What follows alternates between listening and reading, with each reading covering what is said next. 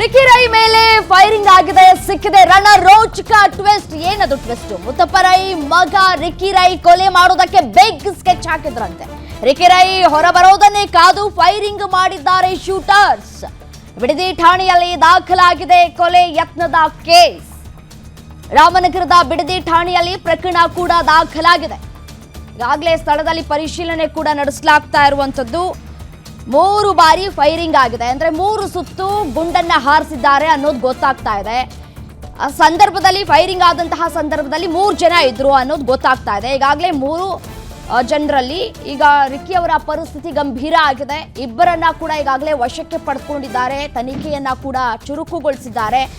ಕಪ್ಪು ಬಣ್ಣದ ಫಾರ್ಚುನರ್ ಕಾರ್ನಲ್ಲಿ ತೆರಳುತ್ತಾ ಇದ್ರು. ದೃಶ್ಯದಲ್ಲಿ ಗಮನಿಸ್ತಾ ಇದ್ದೀರಾ, ಕಾರಿನ ನಂಬರ್ KA 53 MC 7128 ನಂಬರ್ನ ಕಪ್ಪು ಬಣ್ಣದ ಫಾರ್ಚುನರ್ ಕಾರ್ನಲ್ಲಿ ತೆರಳುತ್ತಾ ಇದ್ದಂತಹ ಸಂದರ್ಭದಲ್ಲಿ ಈ ಫೈರಿಂಗ್ ಆಗಿರುವಂಥದ್ದು. ಅದು ಕೂಡ ಈಗಾಗಲೇ SP ಹೇಳಿಕೆಯನ್ನ ಕೊಡ್ತಾ ಇದ್ರು. SP ಹೇಳಿಕೆ ಕೊಟ್ಟಂತಹ ಸಂದರ್ಭದಲ್ಲಿ ಶಾರ್ಟ್ ಗನ್ ಯೂಸ್ ಮಾಡಲಾಗಿದೆ ಫೈರಿಂಗ್ ಮಾಡಿದಂತಹ ಸಂದರ್ಭದಲ್ಲಿ ಅನ್ನೋದನ್ನ ಹೇಳಿಕೆಯನ್ನ ಕೊಡ್ತಾ ಇದ್ರು. ಸೊ ಹಾಗಾಗಿ ಹೆಚ್ಚಿನ ತನಿಖೆಯನ್ನ ಕೂಡ ನಾವು ಕೂಡ ನಡೆಸ್ತಾ ಇದ್ದೀವಿ. ಈಗಾಗಲೇ 2 ಗುಂಡುಗಳು ಕೂಡ ಸ್ಥಳದಲ್ಲಿ ಸಿಕ್ಕಿದೆ ಅನ್ನೋದರ ಮಾಹಿತಿ ನನ್ನ ಕಲೀಗ್ ನೀಡ್ತಾ ಇದ್ರು ಈ ಹಿಂದಿನ ಬುಲೆಟಿನಲ್ಲಿ. ಸೊ ಹಾಗಾಗಿ 2 ಸುತ್ತಿನ ಫೈರಿಂಗ್ ಆಗಿದೆ, 2 ಗುಂಡುಗಳು ಕೂಡ ಪತ್ತೆಯಾಗಿದೆ. ರಿಟರ್ನ್ ಫೈರ್ ಆಗಿದೆಯಾ ಏನು ಅನ್ನೋದರ ಕುರಿತು ತನಿಖೆ ಈಗಾಗಲೇ ನಡೀತಾ ಇರುವಂಥದ್ದು. ಮೂಗು ಮತ್ತೆ ಬಲಗೈಗೆ ಗುಂಡೇಟು ಬಿದ್ದಿದೆ. ಪಕ್ಕಾ ಪ್ಲಾನ್ ಮಾಡಿ ಶೂಟೌಟ್ ಅನ್ನ ಮಾಡಲಾಗಿದೆ ಅನ್ನೋದು ಸದ್ಯಕ್ಕೆ ಗೊತ್ತಾಗ್ತಾ ಇರುವಂತಹ ಮಾಹಿತಿ. ಸೊ ಕಾರಿನ ಹಿಂಭಾಗದಲ್ಲಿ ಕೂತಿದ್ರಂತೆ ರಿಕ್ಕಿ ರೈ, ಮುಂಭಾಗದಲ್ಲಿ ಕಾರು ಚಾಲಕ ಕೂತಿದ್ರಂತೆ ಅನ್ನೋದು ಮಾಹಿತಿ ಸಿಗ್ತಾ ಇರುವಂತದ್ದು.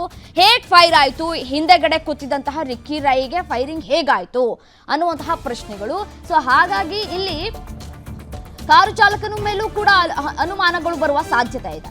ರಿಕ್ಕಿ ರೈ ಹೊರ ಬರೋದನ್ನೇ ಕಾದು ಕುಳಿತಿದ್ರು ಕೊಲೆಗಾರರು, ಕಾದು ಕೂತು ಫೈರಿಂಗ್ ಮಾಡಿದ್ದಾರೆ. ಪಕ್ಕಾ ಶೂಟರ್ಸ್ ಯಾರೋ ಮಾಡಿರುವಂಥದ್ದು, ಪಕ್ಕಾ ಪ್ಲಾನ್ ಮಾಡಿಕೊಂಡೆ ಹಂತಕರು ಬಂದಿದ್ರು ಅನ್ನೋದು ಗೊತ್ತಾಗ್ತಾ ಇದೆ.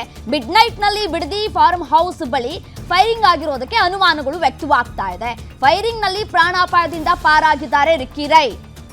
ರಿಕ್ಕಿ ರೈ ಹೊರಬರೋದನ್ನೇ ಕಾದು ಕೂತಿದ್ರು ಕೊಲೆಗಾರರು. ಹೇಗ್ ಗೊತ್ತಾಯ್ತು ರಿಕ್ಕಿ ರೈ ಅವರು ರಾಮನಗರದ ಬಿಡದಿ ಮನೆಗೆ ಬಂದಿದ್ದಾರೆ ಅನ್ನೋದು ಹೇಗ್ ಗೊತ್ತಾಯ್ತು ಅನ್ನುವಂತಹ ಪ್ರಶ್ನೆ.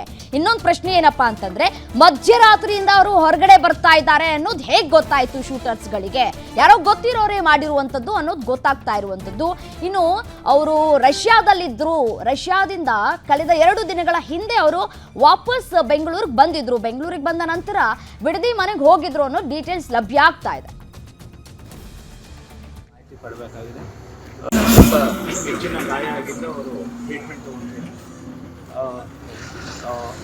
ಅವ್ರನ್ನ ಇನ್ನೂ ಎನ್ಕ್ವೈರಿ ಮಾಡಬೇಕಾಗಿದೆ, ಅವರಿಂದ ಹೆಚ್ಚಿನ ಮಾಹಿತಿ ಪಡಬೇಕಾಗಿದೆ.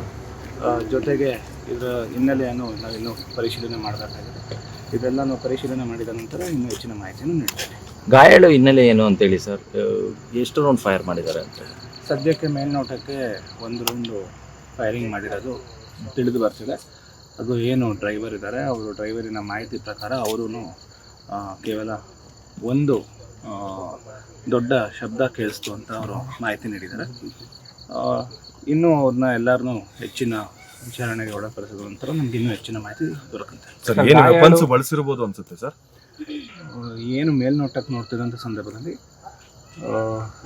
ಇದು ಯಾವುದಾದ್ರೂ ಒಂದು ಶಾರ್ಟ್ ಗನ್ ಯೂಸ್ ಮಾಡಿರೋವಂಥದ್ದು ಮೇಲ್ನೋಟಕ್ಕೆ ಕಂಡು ಬರ್ತದೆ.